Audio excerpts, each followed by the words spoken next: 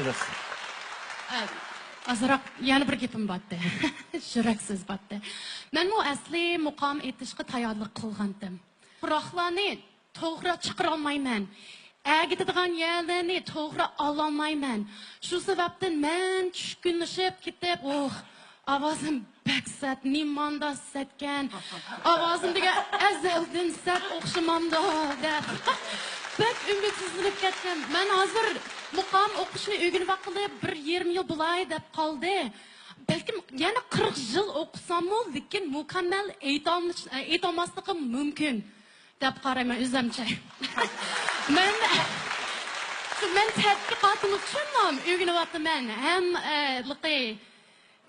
muqamga bo'lgan tushunchimni cho'nqurlashtirish uchun ham o'rganyapman. Shunga men bugun sahnaga chiqib, muqamni aytgan bo'lsam, muqamga hurmatsizlik qilgan bo'lardim. Meningcha.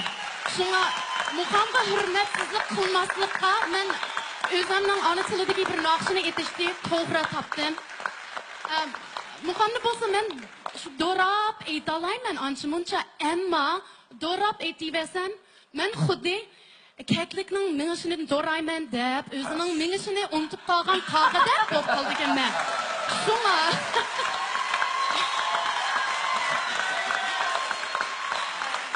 Şuna bayağı aytgan naqshamni sizlarga sovg'a qildim, sizlarga sundim.